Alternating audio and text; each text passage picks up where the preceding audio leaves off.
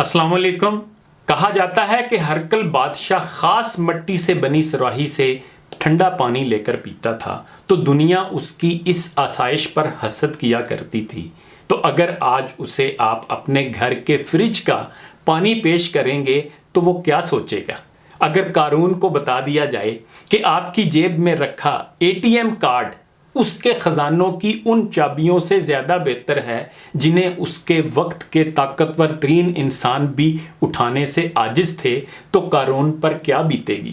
اگر کسریٰ کو بتا دیا جائے کہ آپ کے گھر کی بیٹھک میں رکھا صوفہ اس کے تخت سے کہیں زیادہ آرام دہ ہے تو اس کے دل پر کیا گزرے گی؟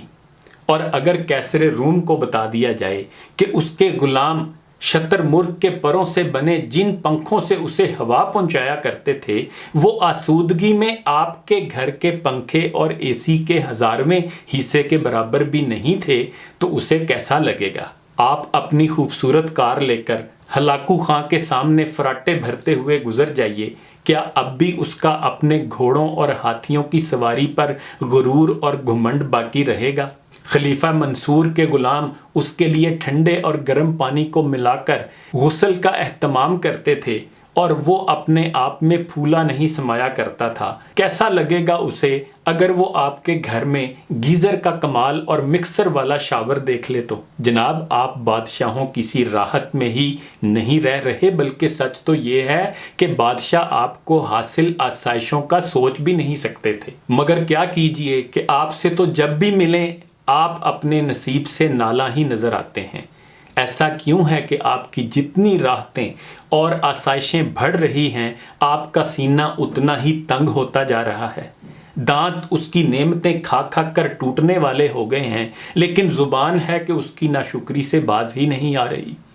الحمدللہ پڑھیے اور شکر ادا کیجیے خالق کی ان نعمتوں کا جن کا شمار بھی نہیں کیا جا سکتا۔ کسی مضمون میں پڑھی کچھ اللہ والوں کی باتیں بھی سناتا چلوں۔ پروفیسر ابو بکر غزنوی واعظین، مبلغین اور عوام الناس کو نصیحت کرتے ہوئے فرمایا کرتے تھے کہ روزانہ کچھ وقت اللہ اللہ بھی کیا کرو۔ لوگوں کو دیکھا ہے کہ ہر وقت بحث و مباحثہ ہی میں لگے رہتے ہیں اور اللہ کے ذکر سے یکسر غافل رہتے ہیں۔ ہمارے اسلاف تو ایسے نہ تھے، وہ سب ذاکر تھے، ان کی زبان ذکر سے تر رہتی تھی۔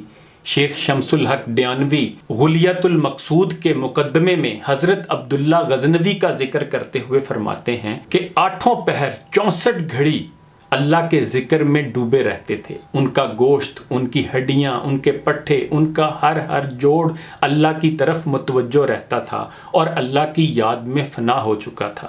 اسی طرح مولانا عبد الواحد غزنوی کی عجب کیفیت ہوتی تھی۔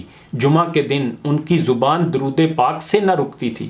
ان کی عزیزہ نے جو کافی عمر رسیدہ ہیں ایک دن کسی سے ذکر کیا کہ ایک جمعہ کو عصر کے وقت میں مولانا سے پوچھ بیٹھی کہ آپ نے میری فلاں چیز بازار سے منگوا لی ہے؟ تو ان کے چہرے کا رنگ بدل گیا، کہنے لگے تم کو کیا ہو گیا ہے؟ ساری کائنات میں حضور صلی اللہ علیہ وآلہ وسلم کے عاشقوں کا درود فرشتے مدینہ منورہ لیے جا رہے ہیں اور تم دنیا کی باتیں کر رہی ہو۔ پھر انہوں نے کہا اللہ کی قسم کھا کر کہتا ہوں کہ اس دنیا میں خدا کے ذکر کی لذت سے بڑھ کر کوئی لذت نہیں۔ دنیا کی تمام لذتیں ذکر کی لذت کے سامنے ہیچ ہیں۔ خاقانی کہتا ہے 30 سال میں لذت کی تلاش میں پھرتا رہا۔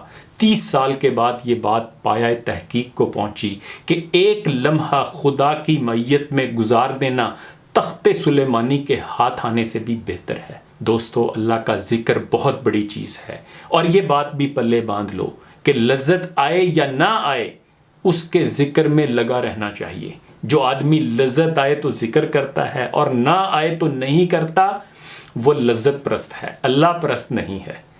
میرے ایک بزرگ کہا کرتے تھے کہ میں اس کی جستجو میں لگا رہتا ہوں۔ یہ کیا کم ہے کہ اپنی تمنا کا چراغ اس نے میرے سینے میں جلا دیا ہے، اپنی آرزو سے میرے سینے کو آباد کر دیا ہے۔ یہ کرم کچھ کم ہے جو اس نے مجھ پر کیا ہے۔ خدا ہمیں مثبت فکر و عمل کی توفیق اور خدا کے ذکر اور درود پاک سے اپنی زبان کو تر رکھنے کی توفیق عطا فرمائے۔ انہی گزارشات کے ساتھ اجازت چاہوں گا۔ اپنا خیال رکھیے گا۔ اللہ حافظ۔